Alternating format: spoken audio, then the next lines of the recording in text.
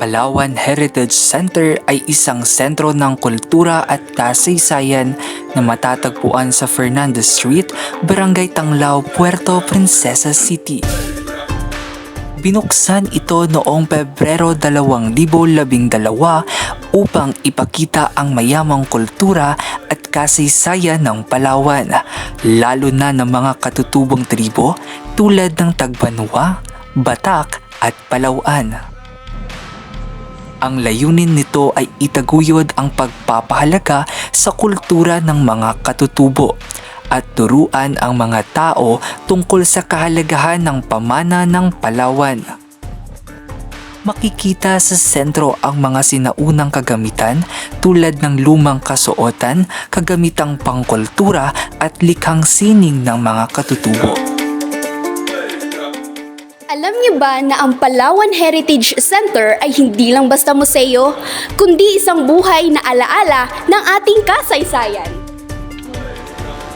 Sa bawat sulok nito, mararamdaman natin ang buhay ng mga sinaunang Palawenyo, mula sa kanilang mga kasuotan, kagamitan, at tradisyon na hanggang sa likhang sining na nagsasalaysay ng kanilang pamumuhay. So, while worth it, para sa mga kababaihan, kapag ang mga kalalakihan ay may suot na ganito, ito ay nakakadagdag points. Kumbaga, kapag ang mga kalalakihan ay may suot na ganito, kaya na nilang buhayin ang mga kababaihan. Okay, so this side naman, this is a tip tingkop. Normally, this is made by girls. So, mayroon silang kasabihan na hindi sila pwede mag-asawa kapag hindi sila marunong o natutulong gumawa ng ganito. Kasi ito, normally ginagawa nila to para sa mga lalaki kasi ginagamit ng mga kalalakihan to para sa pag-transport ng mga bagay na mabibigat. So, ayan, ginagamit nila.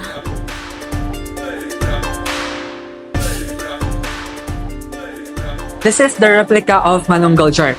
Manunggal jar is a secondary burial jar with lid and size and impressed with decorations. It has two figures representing the soul sailing to the afterworld in a death. Before the Spanish colonization, we have the Babaylan. Babaylan is a traditional spirit walk practitioner which also practices healing during rituals, during birth, wedding, and death. Sa gawing ito, makikita natin ang iba't ibang tribo na ninirahan sa Palawan. Ang mga tao't bato o karaniwang matatagpuan sa Rizal. Sa bandang ito naman ay makikita ang tribo ng Tagbanwa kung saan kilala sa paggawa ng mga skulpturang gawa sa kahoy.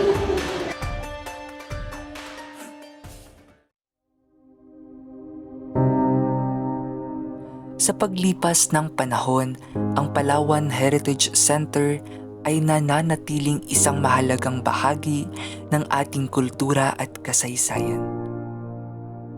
Ito ay puno ng mga kwento at alaala na nagsisilbing gabay sa ating hinaharap.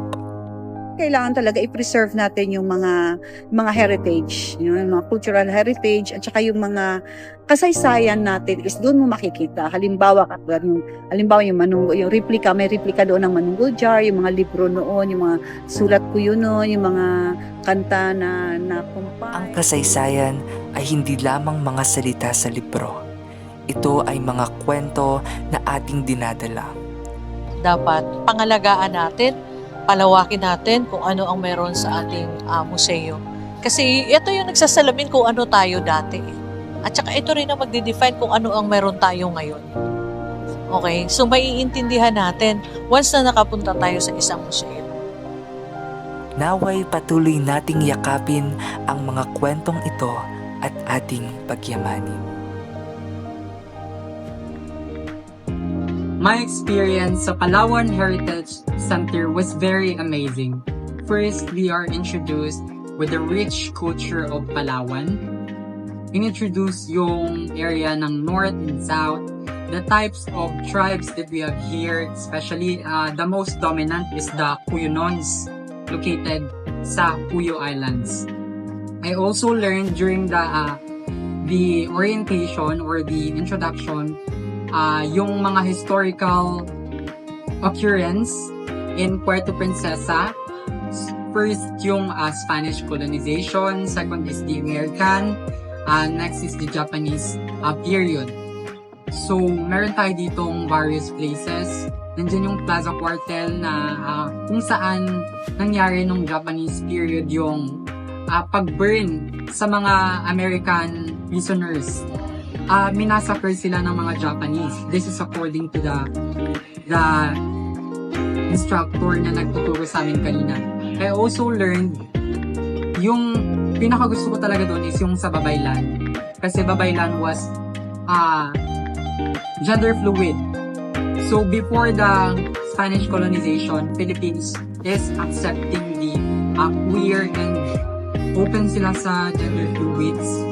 But because of the spread of Roman Catholic, so nasira yung openness natin, yung identity natin before the colonization. But as of now, meron pa rin namang mga na-preserve na culture that we should spread and wag natin tong hahayaang mawala. Habang nasa loob kanina ng museum, nagandahan ako kasi doon sa loob ng museum, makikita mo yung kung ano yung ganda na meron tayo as a Palawenyo at ano ang mga kultura na meron tayo dito sa Palawan at mga artifacts na nagsisilbing pampaganda dito na dinadayo ng mga turista. Yung experience ko doon is sobrang namangha talaga ako kasi doon sa museum makikita mo kung paano namuhay yung mga sinaunang tribo sa Palawan, yung mga Pataks, yung Palauan, and yung mga Tao at Bato. So, it was amazing experience. So, yung experience ko kanina is maganda. Tapos, marami akong mga nagustuhang artifacts doon. Tapos, yung pinaka nagustuhan ko talaga doon is yung nakita ko yung art gallery nila. Tapos, kasi gusto ko yung mahilig ako mag-paint. So, parang nung nakita ko talaga siya, napashock talaga ako. Ang ganda talaga ng mga paint nila doon. Tapos, may mga meaning. Makikita mo talaga yung emotion sa mga painting doon. So, yun yung pinaka nagustuhan ko sa lahat. My experience was really splendid kasi hindi ko alam na mayaman pala talaga sa kultura ang Palawan. I'm really, really proud as Palawenyo. So, yung experience ko during our visit and Palawan Heritage Center is very amazing. Amazed ako doon sa mga artifacts and historical evidence na na-collect nila. Like, it was unbelievable kasi tagal nilang preserve yun and until now is naka-display doon to nurture yung kung ano yung meron na yaman na matatagpuan dito sa Palawan.